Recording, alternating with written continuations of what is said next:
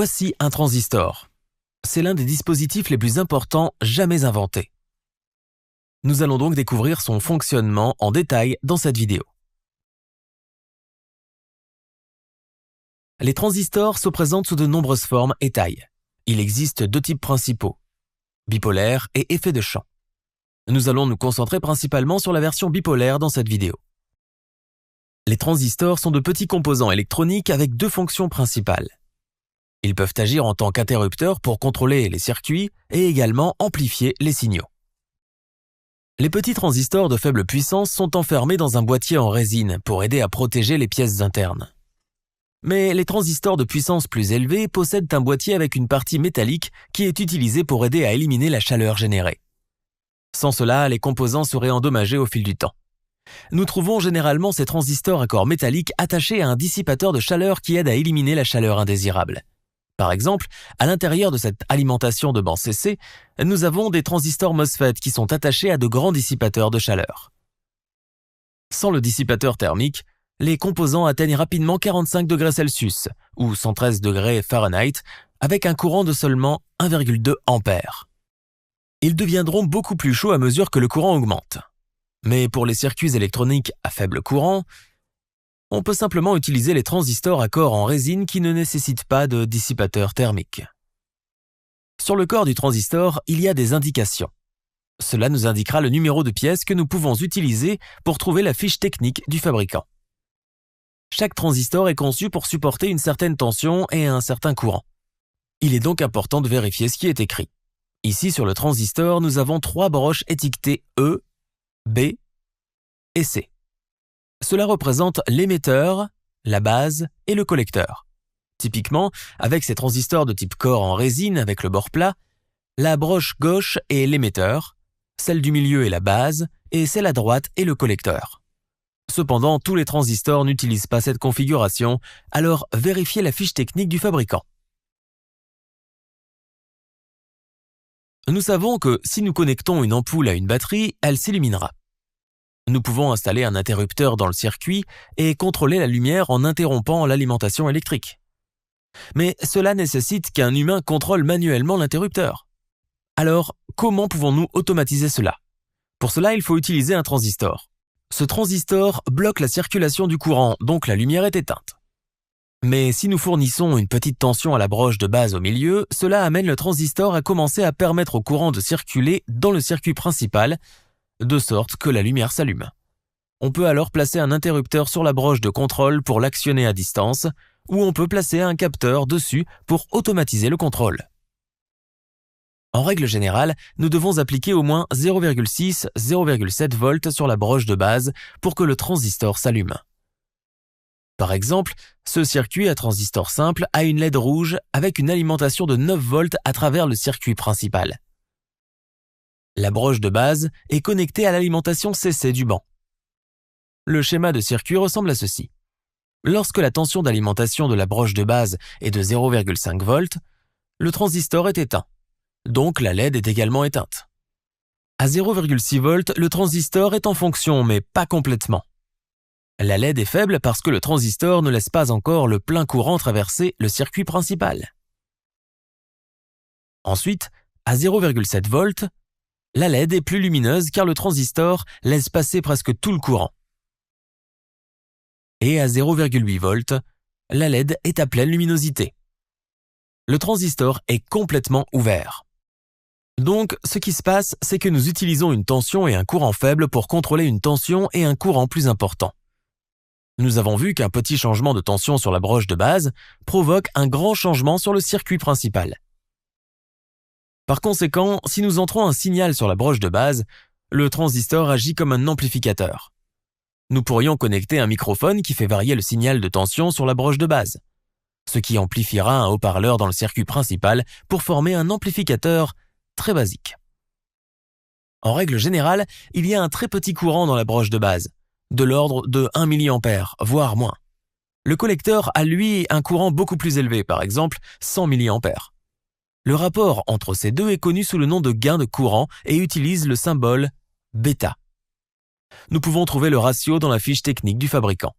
Dans cet exemple, le courant du collecteur est de 100 mA et le courant de base est de 1 mA. Donc le rapport est de 100 divisé par 1, ce qui nous donne 100. Nous pouvons réorganiser cette formule pour trouver également les courants.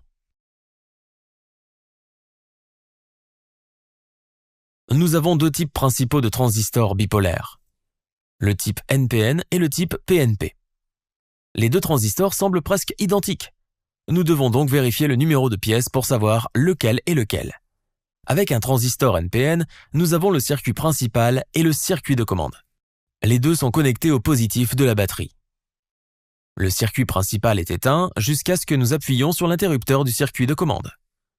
Nous pouvons voir que le courant circule à travers les deux fils vers le transistor. Nous pouvons retirer le circuit principal. La LED du circuit de commande s'allumera toujours lorsque l'interrupteur est enfoncé puisque le courant revient à la batterie, à travers le transistor. Dans cet exemple simplifié, lorsque l'interrupteur est enfoncé, 5 mA s'écoulent dans la broche de base. Il y a 20 mA s'écoulant dans la broche du collecteur et 25 mA s'écoulant de l'émetteur. Le courant se combine donc dans le transistor. Avec un transistor PNP, nous avons à nouveau le circuit principal et le circuit de commande. Mais maintenant, l'émetteur est connecté au positif de la batterie. Le circuit principal est éteint jusqu'à ce que nous appuyions sur l'interrupteur du circuit de commande. Nous pouvons voir avec ce type qu'une partie du courant s'écoule de la broche de base et retourne à la batterie. Le reste du courant passe à travers le transistor et à travers la LED principale et retourne à la batterie. Si nous retirons le circuit principal, le voyant du circuit de commande s'allumera toujours. Dans cet exemple, lorsque l'interrupteur est enfoncé, il y a 25 mA s'écoulant dans l'émetteur, 20 mA s'écoulant hors du collecteur et 5 mA s'écoulant hors de la base. Le courant se divise donc dans le transistor. Je vais les placer côte à côte afin que vous puissiez voir comment ils se comparent. Les transistors sont représentés sur les schémas électriques par des symboles comme ceci. La flèche est placée sur le fil de l'émetteur. La flèche pointe dans la direction du courant conventionnel afin que nous sachions comment les connecter à nos circuits. Pour comprendre comment fonctionne un transistor, je veux que vous imaginiez d'abord de l'eau s'écoulant à travers un tuyau. Elle s'écoule librement à travers le tuyau jusqu'à ce que nous la bloquions avec un disque. Maintenant, si nous connectons un tuyau plus petit dans le tuyau principal et plaçons une porte battante dans ce petit tuyau, nous pouvons déplacer le disque à l'aide d'une poulie. Plus la porte battante s'ouvre, plus il y a d'eau dans le tuyau principal. La porte battante est un peu lourde, donc une petite quantité d'eau ne suffira pas pour l'ouvrir. Une certaine quantité d'eau est nécessaire pour forcer l'ouverture. Plus nous avons d'eau qui coule dans ce petit tuyau, plus la vanne s'ouvre et permet à de plus en plus d'eau de s'écouler dans le tuyau principal. C'est essentiellement ainsi que fonctionne un transistor NPN. Vous savez peut-être déjà que lorsque nous concevons des circuits électroniques, nous utilisons du courant conventionnel. Donc, dans ce circuit de transistor NPN, nous supposons que le courant circule des batteries positives à la fois dans les broches de collecteur et de base, puis hors de la broche d'émetteur. Nous utilisons toujours cette direction pour concevoir nos circuits. Cependant, ce n'est pas ce qui se passe réellement. En réalité, les électrons passent du négatif au positif d'une batterie. Cela a été prouvé par Joseph Thomson qui a mené des expériences pour découvrir l'électron et aussi prouvé qu'il circulait dans la direction opposée. Ainsi, en réalité, les électrons circulent du négatif dans l'émetteur, puis hors du collecteur et des broches de base. Nous appelons cela le flux d'électrons. Je vais les mettre côte à côte pour que vous puissiez voir la différence entre les deux théories. N'oubliez pas que nous concevons toujours des circuits en utilisant la méthode du courant conventionnel. Mais les scientifiques et les ingénieurs savent que le flux d'électrons est la façon dont cela fonctionne réellement. En passant, nous avons également expliqué en détail le fonctionnement d'une batterie dans notre vidéo précédente.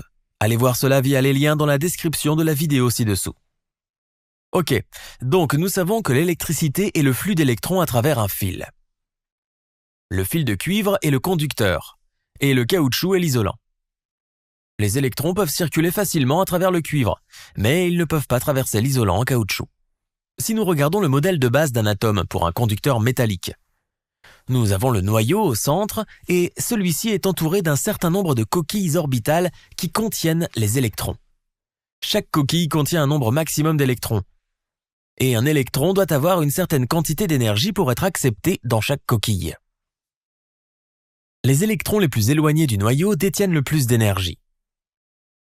La coquille la plus externe est connue sous le nom de couche de valence. Un conducteur a entre 1 et 3 électrons dans sa couche de valence. Les électrons sont maintenus en place par le noyau. Mais il existe une autre coquille connue sous le nom de bande de conduction. Si un électron peut l'atteindre, alors il peut se libérer de l'atome et se déplacer vers d'autres atomes. Avec un atome métallique, tel que le cuivre, la couche de valence et la bande de conduction se chevauchent. Il est donc très facile pour les électrons de se déplacer. Avec un isolant, la coque la plus externe est emballée. Il y a très peu, voire pas de place pour qu'un électron s'ajoute. Le noyau a une emprise serrée sur les électrons et la bande de conduction est éloignée, de sorte que les électrons ne peuvent pas l'atteindre pour s'échapper. Par conséquent, l'électricité ne peut pas circuler à travers ce matériau. Cependant, il existe un autre matériau connu sous le nom de semi-conducteur. Le silicium est un exemple de semi-conducteur.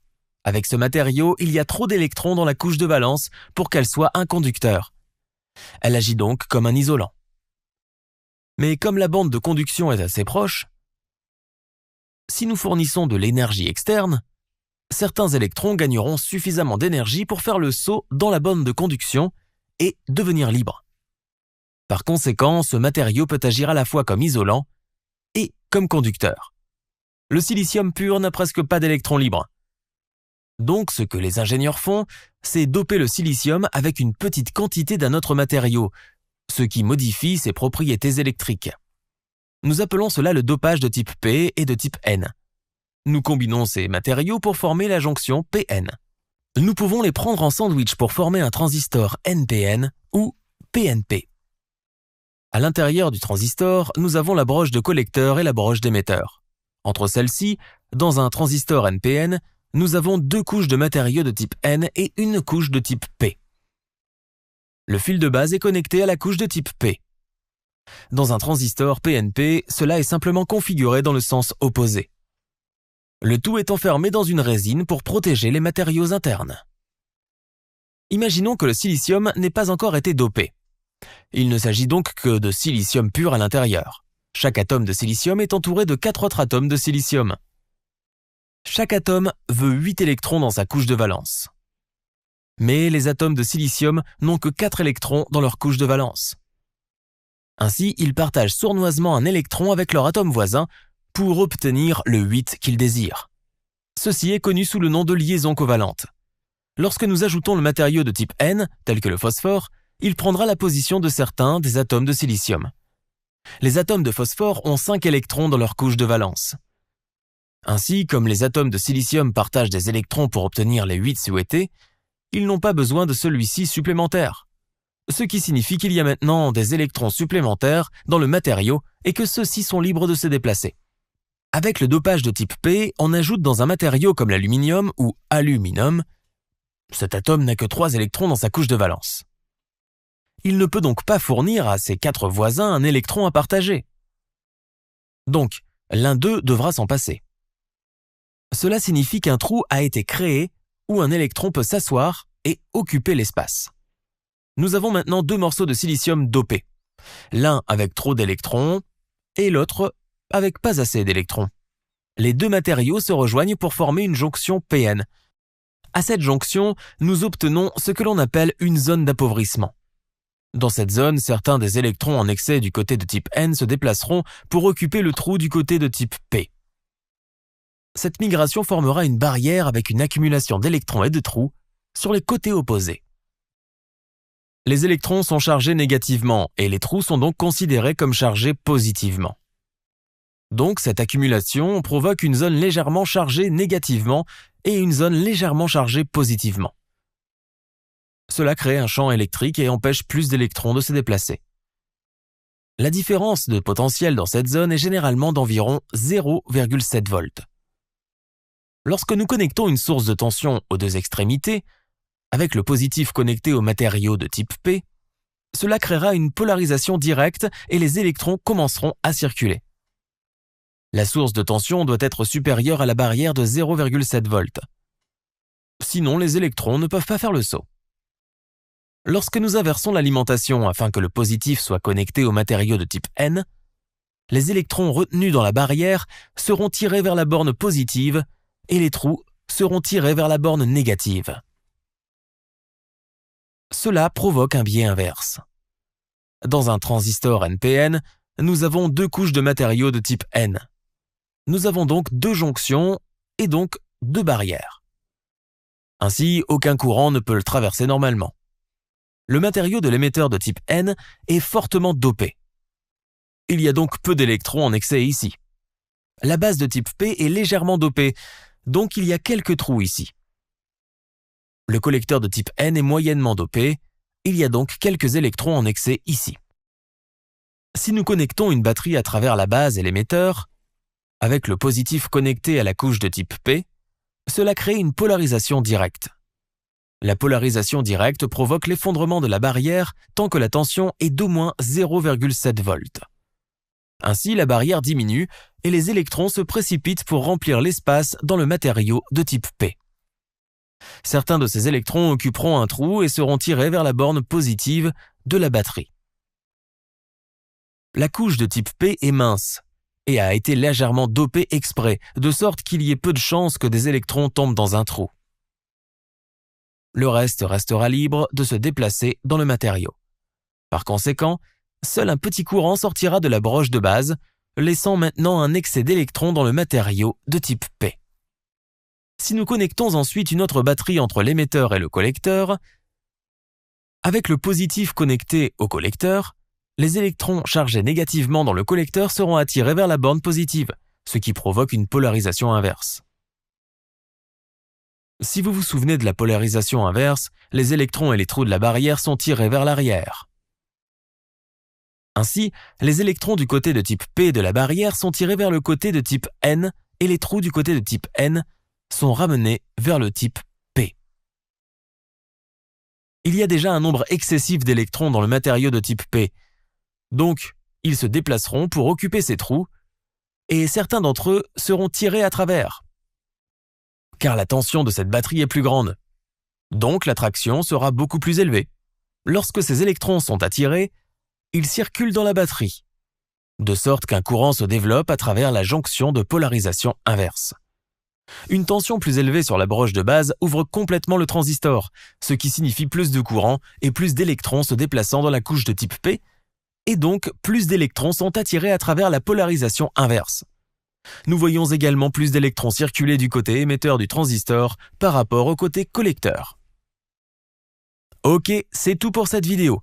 Mais pour continuer à en apprendre davantage sur l'ingénierie électronique, cliquez sur l'une des vidéos à l'écran maintenant et je vous retrouverai pour la prochaine leçon.